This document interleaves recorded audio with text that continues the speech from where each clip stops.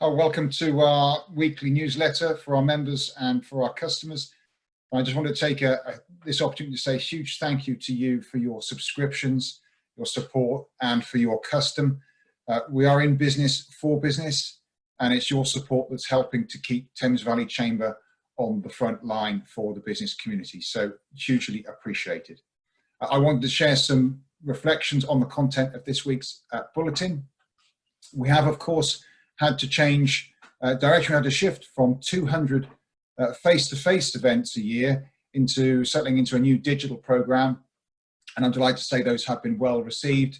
Some 25 webinars and sessions since the lockdown began. Some of the most recent of those with the Secretary of State for International Trade, for example, Liz Truss, where we were talking about and testing the government's response to COVID-19 in respect to supply chains. We're also running practical support and expert tips from local members on, for example, how to make the most from remote working during the lockdown. So we hope that those are hitting the mark, and we're constantly investing in them. 1 in 3 of our members are active international trade customers, and I'm delighted that we've managed to launch a new international trade virtual workshop. This is on May the 12th. This is our first session, and these are accredited sessions. They're there to grow practical know-how in trade documentation. And we're really mindful that government are holding firm on that exit from the EU at the end of 2020. So I'll encourage you, even under the fog of COVID-19, the uncertainty that is undoubtedly sharing with us, we need to do all we can to upskill and keep business moving. Our policy team have been testing and intervening into the local and national government approach in support of business, and I have to say that on the whole, members have welcomed the steps that have been taken. But members are telling us that gaps remain, particularly for company directors of micro businesses, and my pledge is that we will continue to lobby the government to fix these gaps. We've also been using our reach to support local councils to promote how to get grants and loans to small businesses.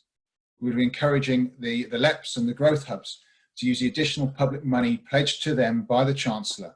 And we want to proactively reach out and hold the hand of small businesses through the application process to get cash out. And I'm delighted to see the response that LEPs have delivered to that. Yesterday, we launched new HR and legal advice helplines. These are going to be available 24/7, 365 days a year. In particular, I'll draw your attention to the health and safety helpline, because this is going to be a resource that we know is going to be important to businesses as you start to carefully respond to the restart and lifting of the lockdown. Right now, we're consulting nationally through the British Chamber of Commerce on the approach taken by Her Majesty's government to the restart. We've set out what businesses will need in an open letter over the weekend, and this has come from the British Chamber of Commerce President and local Chamber member, Baroness Ruby McGregor Smith. There are a huge number of questions and feedback to these draft consultations, and I know our members will need to have guidance to avoid confusion and clarity around employer liability.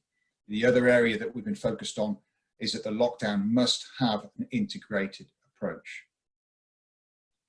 Finally, the most uplifting activities for our team have been connecting members to provide solutions that the challenges that COVID-19 have presented us all rather. To the NHS, to local authorities, to schools, care homes, and the most vulnerable in the community. And we are all proud of the role that Chambers and our members across the country have played in doing just that. And I'm disappointed that we've had to cancel our popular Thames Valley Chamber of Commerce Business Awards, but we will find a way to shine the spotlight on Thames Valley's heroes, and we'll do that in some sort of ceremony towards the end of the year. For now, we're profiling and celebrating these efforts every day, that through our brilliant marketing team, and I'd encourage you to keep on getting those stories into the chamber. Don't forget to use those how-to videos. There's information on that through this bulletin, and that will help you to ensure that you're making the most of the digital reach that your chamber provides. On behalf of all at Thames Valley Chamber, stay safe and well, everybody.